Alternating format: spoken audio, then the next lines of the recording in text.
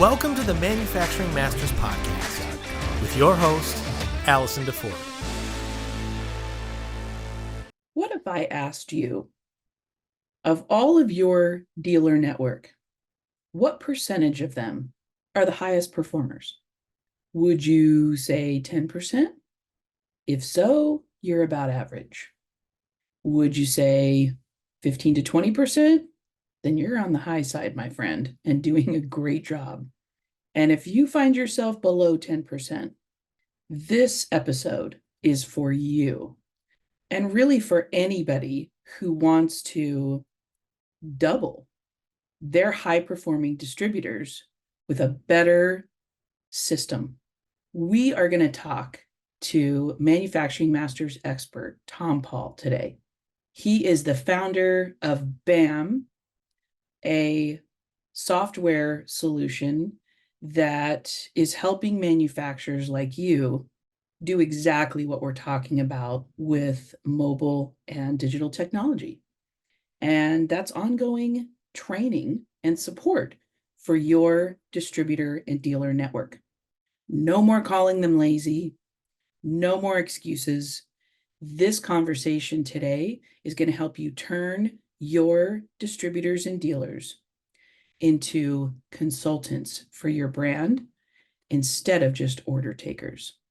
This is a powerful conversation, and thank you for spending some time with us today. Everybody, here we grow. This topic, I cannot tell you how excited I am, Tom, to talk about this. Getting more out of your dealer network. How many manufacturers I know that struggle with this, have for years.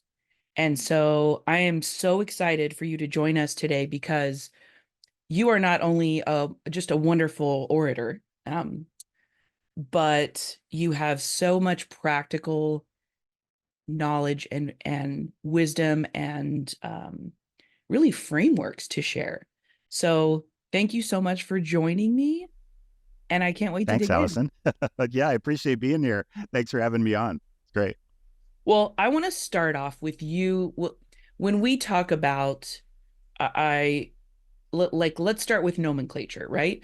Like you say and you're one of our experts on the Manufacturing Masters platform, of course. And one of your videos is where I got the idea for this particular episode, and it's brilliant. And you start off the recording with some nomenclature, right? You're like, what is a dealer? So for this conversation, who all are we talking about when we say dealer or distributor or whatnot? Totally. And it's really important to get into that nomenclature because there are many terms, many titles that these people have. So when we talk about dealers, distributors, what we're talking about is pretty much independent sales networks that are exist outside. So we're talking they're independent, meaning they don't have an employee relationship with you. In some cases, they'll be captive, meaning they're selling only your products, but usually that's only for the biggest manufacturers. So most of the time, they're also going to be selling other companies' products as well. So they're kind of selling maybe 5 to 10 lines of product, maybe things like that. And the distributors within the network are not directly affiliated with each other. So you may have some that are mom and pop operations. It could just be a little family-owned distributor in the Midwest somewhere, and they're going to pass it down through their family, and it's just family members that work there. And then you have these massive multi-state dealer operations, right, that could have 5, 6, 10 locations, things like that. So really, it's all about they're independent, they're usually geographically distributed, and because of those things, it makes it kind of difficult, but it also gives some advantages, right? Some key advantages, such as, having people that are present in the local market that really understand the needs of the companies. If reps, we're really talking about all of the above when we talk about that. Okay, I love that. I love clarity. And so I think what's exciting to me is you have a framework and some very distinct suggestions to help manufacturers better equip their dealer network, right? Because I think what Right. happens, and we can get more into this in a sec, is that, you send them the information, you give them some product knowledge, and then you kind of expect them to just go. And then you're Right. busy doing your thing, running the company, whatnot. And as we know, people retain about 10% of something that they learn, and then that diminishes over time.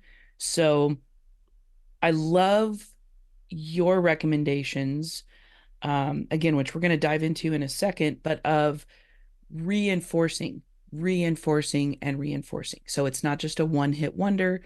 And then, you wonder why they're not performing. So, one important question you ask manufacturers, and I think this is fantastic: what percentage of your distributor network is high performing? Right. What kind of answers do you hear? It's been illuminating, the answers that I've been getting. Let me put it that way. The answers vary. I've seen numbers above 20%, but that's extremely rare. Yeah. How many manufacturers have I asked this question? I don't have a precise record, but it's got to be at least 400, 500, 600 companies that I've asked that question. And the average answer is 10%. That's the average. So if we look at a bell curve, right in the middle would be 10%. I have definitely seen about half of the answers be lower than 10%. So I've gotten a lot of 5%. I've even gotten some 1%, 2%, 3%, which is pretty disheartening. I know when you're talking about, someone that is out there representing your brand to the customer. I mean, that's I think we can all just agree that's an unacceptable percentage. Now, on the other side, there are companies that overperform that 10% number, that maybe come in at 15 or 20%. And there's a few outliers that are higher than that. And it's interesting to look at why they overperform that number so much, the outliers on the top end. They have been very intentional about really curating in the cases of those two that I'm thinking about, dealer networks, and really following that advice from that Harvard Business Review article that I cite all the time: make your dealers your partners. And the companies that do this most effectively, including Caterpillar, of course, massive, number one construction equipment manufacturer, they have done such a good job of thinking about their dealers as a competitive advantage and as a strategic imperative that they would then invest in, that they would bring closer to them, that they would build huge amounts of trust, that they would provide cutting edge tools to help them, right? And constantly just be thinking, if we don't serve our dealers effectively, if we don't almost consider them our customers, then ultimately everyone fails. Because if the dealers are not successful, certainly the manufacturer won't be successful either. So good. Well, yeah, I love this idea of how many of your distributors are high performing. And then I think the second part of that is, if you are someone that answers less than 10%, what are you going to do about it? Right? That's the caveat here. And I think that's a key important point right there, because I think one of the challenges right now, there's a couple of things that I'll kind of cover. One is that I hate to overplay this analogy, but it's a little bit like a bad relationship, okay, between the manufacturer and the distributor network. And what I mean by that is simply this: both sides think that it's the other one's fault. And then eventually communication stops. And then it just kind of becomes, well, there's no communication and there's no trust. And what happens is when we take that 10%, so we say, okay, these manufacturers are saying there's 10% that are high performers. What do the manufacturers do with those 10%? Well, they talk to them all the time. They go and they visit them. Maybe they wine and dine them. Maybe they give them bigger commission checks and give them bigger bonuses and all this kind of, maybe they equip them with new things and take them on President's Club trips to the Bahamas and things like that. So there's a lot of kind of give and take and sort of, wow, these are really strong relationships. And then they kind of look at the other 90% and say, oh, those guys are lazy. They don't even know how to sell our products and this kind of stuff. And then the poor distributor, I would say, is thinking, what does the manufacturer do for us? How do they help us? Right. Do they never talk to us? They never come out and see us. So, maybe we don't really care if we sell their products or not. So it kind of becomes entrenched. And then the fundamental question becomes, what do you do? How do you improve it? And I would say it's the manufacturer's obligation to go first.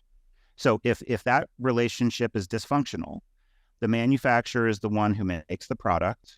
They're the ones who can come up with the sales and the marketing materials and the digital assets and all the other things like that. And they have the resources to reach out to their dealers and distributors and say, hey, look, we want to help you sell our products. We want to help you know our product. So we want the product knowledge to be high. If we need to help you with sales training, we want to help you understand where the prospect is in the sales journey so that you can be effective in communicating the right information. When that buyer gets to the very end of the sales cycle, we want to provide you with tools, whether it's sales calculators or other kind of hard information to sort of get them across the finish line, make sure that they sell that they buy the right product for them. So these are all things that the manufacturer can do, but they have to first have that realization that it's their responsibility. I mean, what can the dealers do? What are they going to do? So manufacturers got to go first. Right. And you talk about building a model of performance. And I think this is so important. Build the model. It's kind of like, Field of Dreams, build it and they will come. That's right. But you got to build it. So you can sit around and bitch about it and call them lazy, or you can decide, well, let's help them help us and help our customers. So build the model of performance. And one of the key things that I've heard you say is a key problem is that distributors often just act like order takers. So what if instead, with this model that we build to support them, we help them become more like a consultant, right? Instead of an order taker. So this is all from you. This is, and I think this is brilliant. And I wondered if you would talk for a couple minutes about the 3 things that should be in this model of performance. Let's jump into the 3 things that we can help them with. Definitely. And I mean, I think you've hit on one of the really kind of key aspects of this whole conversation, which is kind of this order taker paradigm. And so let's just spend a second talking about that, and then we'll get into the model that you asked about. So when we say order taker, what do we mean, right?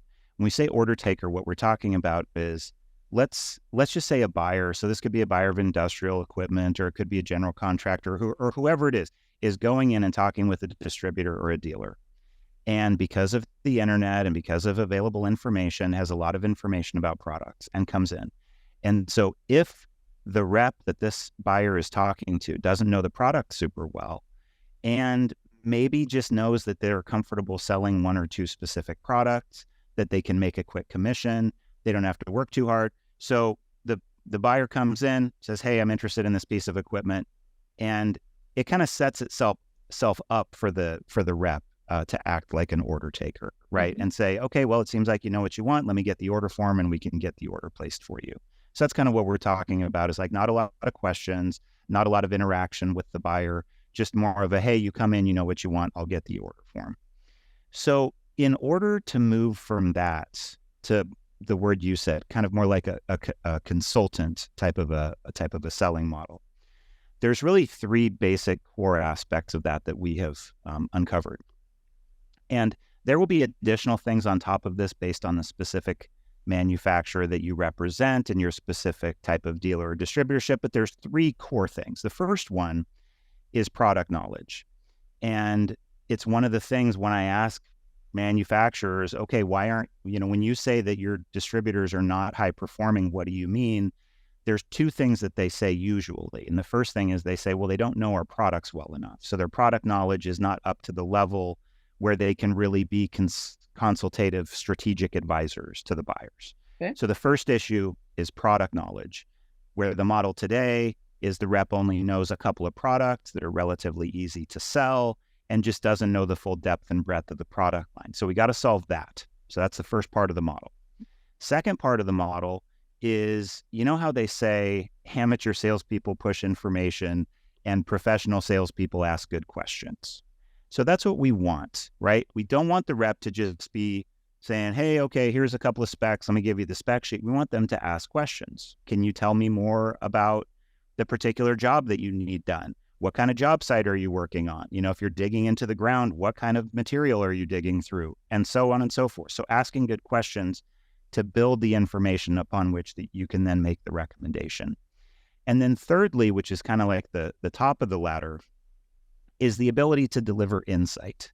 So when a buyer's talking to a salesperson, the thing that really distinguishes order takers from experts is experts can actually deliver insights into the business of the buyer that they don't already have. Now, this could be sales related stuff, such as what's my total cost of ownership on this piece of equipment? What's my, if I finance this, what's my payment going to look like? Just the ability to generate information like that live, standing there with the buyer. Sometimes it is meaningful, deep insight, and sometimes it just appears, well, they really know what they're talking about. So those would be kind of the three levels. And if we can help manufacturers build those three levels throughout their entire distributor network, then I think we're going to do a lot better at moving away from order takers. Oof, so powerful. I think one of the key things I took away from what you just said is it's time to change the training model, right? Especially with all the digital capability we have now, the way that we train our distributors has changed. So whether or not a manufacturer is taking advantage of that, I think that's probably a key differentiator here. Totally key. And this is huge. I mean, I talk to so many companies, Allison, where they're sending people all around the country because they need to go out and, retrain people or, support like an installation of a product because the dealer is not equipped to do it themselves because they don't have the knowledge. And so I'm talking to people that are drowning in travel. They just, I talk to people sometimes that are traveling 80-90% of the time because the people that they're going out to support in the distributor network just don't have the tools and the know-how to be self-sufficient and self-supporting. And so the manufacturer has to keep sending people out into the field. Well, it's good to get a little bit of face time with people, but that's just not necessarily a good expenditure of money. And the poor people that are getting sent all over the place are stretched really thin and right. They're very tactical. And so like you were saying, if you could have a digital approach where you're providing better training, better product information in a way that the reps can consume it and really use it effectively. And then going back to a key point that you made before or brought up, which was about the reinforcement, that's a key part of the training model. Because a lot of these companies still kind of do this somewhat old school thing, which works up to a point. So let's say they bring on a new dealership. Let's say they're adding a dealer somewhere and they want to get them kind of, drinking from the fire hose and kind of introduced to all of their products. So they'll bring the dealer reps down to headquarters. They'll fly them down. They'll keep them there for a week. In many cases, they'll do some classroom training. They'll do some hands-on, and that's awesome. But like you said, things get forgotten quickly if you don't reinforce them. And so that's the unfortunate thing that happens. They're all, it's the honeymoon period. They're all excited about what they've learned. They go back to the dealership. They don't get to use that information maybe for several weeks. They forget a lot of it. And then it just, and then there's no reinforcement to back it up in today's model. So my question to you, and I know you're a big proponent of digital tools to solve this problem, right? So let's talk for a minute about training on demand. A lot like the Manufacturing Masters platform, if you will. Do you Definitely. feel like, have you seen success? Let me ask this question. Have you seen success with a manufacturer who took the time and let's take a little bit of that travel money and put it into creating some on-demand, some videos that people can watch? I mean, I'm sorry, but literally they're sitting on the toilet, right? Somebody can consume this information. Right. And I say that jokingly, but it's true, on their time, easily. Yeah, I mean, it's 100% the right point. Wherever they are, I mean, they're on the sofa, sitting in an Uber, in line at the coffee shop. Everybody's on their phone all the time, and so what are they doing? Are they scrolling social media, or are they reinforcing some learning? Who knows? But that would be useful, and now I think it's useful to distinguish between two important things that are related, and that's the content of the training and the delivery vehicle, right? So I love that you brought up video, because video is huge. I speak to a lot of companies. It seems like there's a trend where people are becoming more and more aware of this. I mean, certainly with the Manufacturing Masters platform, it's brilliantly put together. But just in terms of other general training, micro-learning modules or videos, could be 30 seconds, could be a couple minutes, very easy to consume, very easy to retain, right? And so if you do those, that's huge. That's really key. And so then what's the delivery vehicle? Do you put it onto a website or an extranet or a portal? Yes. Do you put it into a mobile app and have it delivered to people's mobile devices? My conclusion after working on a lot of these efforts for many years and talking to manufacturers and distributors is that it's important to do kind of an omni-channel approach, because you're going to have some people that want to consume this information on the web. You're going to have a lot of people that want the flexibility to consume it on their mobile device, right? Maybe tablet or phone. So you got to kind of have those covered. And, you want to mix it up. You want to have plenty of video, but you also want to have the spec sheets and the brochures and, maybe even being able to look up parts information, like whatever it is. You just want to make sure that it's in the right format, the right kind of content, and you want to make sure that it's easily delivered to people. Because one of the challenges is portals are a great concept. I mean, a lot of companies have just web-based portals with a login, and the dealer can go in and log in there. But the unfortunate fact is just they generally don't get used. The portals get put up there and then nobody uses them, and then the manufacturer laments that and says, "Why is nobody using the portal? We spent $200,000-$300,000 and a year to do the portal." And it's just something about the content or the delivery is just a little bit off, and then nobody uses it. Well, I think this is an important question. So if I'm a manufacturer listening to this conversation and I'm thinking, all right, Tom has made some brilliant points. I'm listening. So let's say I'm a manufacturer listening. You've got my attention, and you mentioned mobile app. I'm unfamiliar. I know what they are, obviously. I use them, but that sounds expensive. How much effort and expense am I looking at to get one of these developed, ish? Definitely. So first answer is there's a couple of paths to get to the end result. But generally, most companies do think, in my conversations with them, most companies think that their only option is to have this developed custom, because they figure there are no commercial products that you can just go buy that are focused on delivering content via an app. I mean, many products also have an app, but a lot of people don't think that way right away. So I'll just quickly analyze both types of scenarios. If somebody wants to go get a custom app built, it's going to really, really depend on the level of functionality that they're looking for. Mobile apps developed by experienced mobile app developers could be in the $30,000 to $50,000 range, depending on what you're looking to do, depending on whether you want it to be on both iOS and Android and that kind of thing. But if you want something fairly simple, you might be able to do it for that if you go with a very experienced company. I have definitely heard of people spending hundreds of thousands of dollars on apps, however. So it can be a challenge if you don't have a lot of experience working with a company that's developing an app for you, right?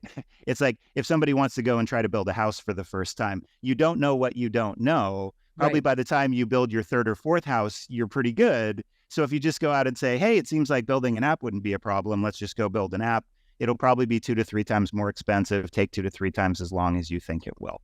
But if you hook up with people that are experienced, it could be. The advantage of doing it that way is, hey, you know that, in theory, it's going to be developed to your list of specifications. So if you say, hey, I want these 10 things, you can have those 10 things get built. One of the challenges, though, is time. It's kind of like with portals and kind of like with websites, right? A lot of times people say, oh, this is going to take 6 months. And then what happens? It takes 2 years, right? So that can be kind of frustrating. The other way to go is to try to find a company that already has a commercially available product that includes a mobile app. And these are not that common. If you buy Salesforce, yeah, there's probably a Salesforce app, or if you have HubSpot, there's a HubSpot app. Very different functionality. I'll just very briefly, we did develop a product with an app called BAM. And the reason that we did it, I just want to explain why we went that direction, is because we thought that, or figured out that the first thing that was important for people to actually use this app was that it be first a mobile app. So a lot of companies build their software, and then later on they say, oh, we'll build an app too, instead of starting with the app, the kind of mobile first concept, and saying, we are primarily wanting information to be delivered this way, and we're going to start there. So that's kind of another approach. And generally, you start out with a starting set of requirements and of features with a product if you go out and look for a product on the market. But it can also be developed a lot faster because it's already a pre-existing product. Okay, I love that. And so we as a manufacturer, I have options. Yes. I can go with something custom, ideally work with an experienced developer because I don't know anything about this, and I want it to be efficient, not cost me an arm and a leg, but be done well. And so to have that guidance, and I'll pay for that. Or I can do more of a canned, if you will, experience, kind of a mobile app that already exists, has been developed for someone like me to create this sales training model. And my question as a manufacturer would be, let's say that I spend the money to build this.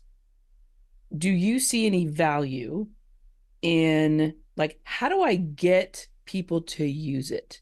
Like you said, the portals have gotten built and then they sit not necessarily dormant, but people aren't actively clamoring to come onto the portal and get information. So do you feel like there's a way to gamify this, if you will, or incentivize people to consume the information, maybe get a certification out of it, or like, what do you think about that? Is that an option? I'm so glad you brought this up. This is absolutely critical. I actually, when talking to manufacturers, I make this point, and if I could underline it 1,000 times, I would, right? It's that, yes, okay, so you have a plan of what you're going to do, build the mobile app, buy a product, whatever it is. And this would be the same with any technology. Like if a company says, hey, we're going to standardize on Salesforce and we want our distributors to use Salesforce or something like that. Gamification is a great idea. Incentivization is a great idea. We've seen companies do some things even like, first 50 users, Amazon gift card or whatever, basic stuff like that. Right. Just to get them in there the first time, because once you get in and you start using it, then it's more likely that you're going to come back and return to it. There's carrot and stick concepts. We talked about incentives in terms of carrots. We have seen programs where companies say, if you don't use it for 30 days, we're going to shut down your access. And the only way that you can get the access back is you have to go talk to the dealer principal that you report to and tell them that you need access again because you didn't log in for long. So there's some interesting ways to try to get people to sort of say, oh, maybe the incentive doesn't work for me, but there's another thing. I've seen some companies actually say, if you use it, then you get it for free. If you don't use it, then you have to pay us a certain subscription fee per month, which we waive when you use it. So there's a lot of interesting things. But I think the really important larger point is that people have a lot of unrealistic, you've probably experienced this in your work. People have very unrealistic expectations about how quickly adopted a new piece of technology is going to be. So any company that's going to launch something new, particularly to a distributor network, they're not your employees. You can't fire them exactly. And you're going to launch it to them and expect them to use it. You need to make sure that you're communicating the value, that you're helping them understand how this is going to make them better at what they do, how they are going to make more money by using this, and by having access to critical things. So one of our customers, which is Freightliner Australia, did something quite brilliant, I have to say. They were getting a certain rate of adoption, which I won't say. It was pretty good, but they wanted it to be better. So what they decided to do was they decided to build in quoting and ordering directly into the technology that they wanted people to adopt, which means that if you're a dealer of Freightliner equipment in New Zealand or Australia, you have to use the technology that we're talking about, because otherwise you can't quote and order trucks. So they took one piece of the business that the dealers have to do in order to even be dealers and do business, and they snuck it in there. And so now it's basically like, if you want to be a Freightliner dealer, you got to use this. You got to use this app, this technology, because that's where you can quote and order trucks. So a number of different approaches, but it builds over time, and it takes consistent effort. And the companies I've seen most successful that have launched any kind of these technology programs to their distributors have a plan for sustaining the effort. Because if you just try to set it and forget it, like the old Ron Popeil thing, right? That those times, I mean, I've had customers that have followed an approach like that, intentionally or not, and they ultimately got very, very poor traction. But the companies who put it out there and then do surveys and are trying to figure out, hey, what would you like to see in the app, right? What would help you? What's in the app right now that you don't think needs to be there? And then having analytics so that you can look at the analytics and say, okay, who's using this? Who's not? What are they using? You just got to kind of put that all together. And if you do that, you can get a lot of people using the app or the technology or whatever it is. Oh, I love this. So we are at the end, unfortunately, and I have enjoyed this immensely. I hope everyone listening has as well. I think you are a wealth of information, and I could just listen to you all day, because you're just you're such a great speaker, and you know the material, like, you can tell. And so is there anything we didn't talk about that you want to leave people with in terms of, like, I love you talk about 2Xing your high performing distributors. Why wouldn't we want to do that? Right. I don't know. Is there anything else we want to leave people with besides this framework and the idea of don't just set it and forget it, but put it out there and then continue supporting them? Yeah. Yeah. I mean, I would throw out probably just a couple of miscellaneous ideas real quick, just so that people have these to think about. First one I'm going to mention is, we talked about reinforcement. If people want to look up this resource that was done, this research, there's this lovely little graph called Ebbinghaus's forgetting curve. Okay, so you can just Google that, and it's this cool They did some research. They wanted to see how much do people forget after how long of a period of time if they don't reinforce it. And that matches what you were talking about before. After a month, you're only retaining 10 to 20% of what you learned. Yeah, and it just goes way down. But the thing that was fascinating about this that really should give people pause is that part of their research was also they asked people after 30 days, how much do you think you remember of what you learned a month ago? And you're not going to be surprised probably, but the number was staggeringly high. So the vast majority, so people on average thought that they could remember 60% of what they had learned when they could only remember 10 to 20%. How does this translate into a dealership or a distributor conversation? They are remembering very little, yet they think they remember it. And so they're just giving misinformation at the point of sale. Yeah. Right. So there's that disconnect. So that's one that so I think in relation to that, how do people solve that? We talked a little bit about the reinforcement. A lot of companies are starting to think about how do we incorporate kind of learning management systems or the ability to actually audit what our dealers and distributors know. Now, here's the challenge with that. You got to have a somewhat high trust relationship, right? If they think you're just a bunch of jerks as the manufacturer, and if you think they're all lazy and you try to go out and say, hey, we've got this new thing where we're going to be testing your knowledge of our product, that's probably not going to fly. But if you build it over time and you provide value, and then say, oh, and by the way, now we're going to have these periodic quizzes and things just because we want to help you make sure that you're retaining all the information. There's some great resources online. There's one from Sandler called it's some kind of I think it's called the onboarder, and it's basically, it shows the reps what they're supposed to know after every week. So after week 1, what are they supposed to know and be able to apply after week number 2? And so you can start off with basic product information and then application information. So what are the application scenarios for these tools?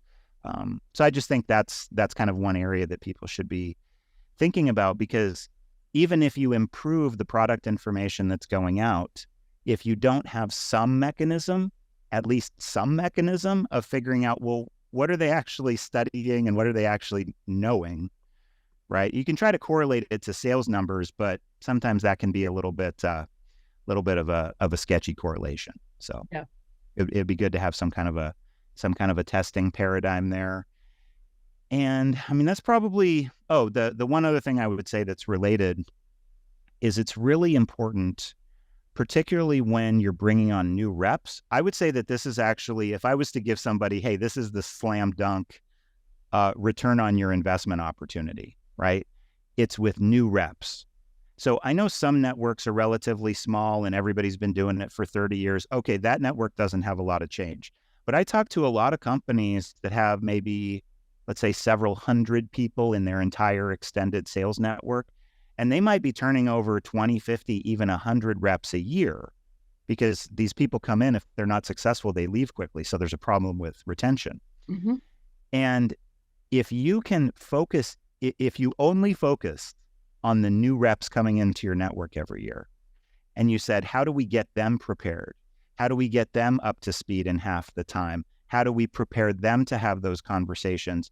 It's almost like it's sometimes difficult to go out and teach an old dog new tricks. So if you have these veteran people, they're probably only still around because they're doing well, but you really want to help the new people coming in. Plus, they don't know what your training methods are. So you can implement a new training method next month, give it to the new dealers. They don't know any difference. They just say, oh, this is just the training protocol for the company. Right. And so that's one of the fastest changes you can make is with your new rep training program. Oh, that's fantastic. Well, we've got to go. I cannot wait to have you back because we have more topics to cover. Cool. And I just want to thank you for your energy and your experience and for spending some time with myself and with the manufacturers listening today. Thanks so much, Allison. Really appreciate what you do, and thanks for making it a great conversation. Well, it's my pleasure. And, for you listening or watching this, we just want to let you know that we understand that you have a myriad of choices how to spend your time every day. And the fact that you chose to spend a little bit of time investing in yourself and your business today and to spend some time with us means a great deal. So thank you so much. And if you're not already, please subscribe to this podcast and share it with a friend, because it lets other people know that this is something worth tuning into, because we're all better together. So we'll see you next time. Thanks, Allison. If you're not already, subscribe to the Manufacturing Masters podcast on Apple Music or Spotify. And for a deeper dive, head on over to manufacturing-masters.com. It's everything they never taught you in school.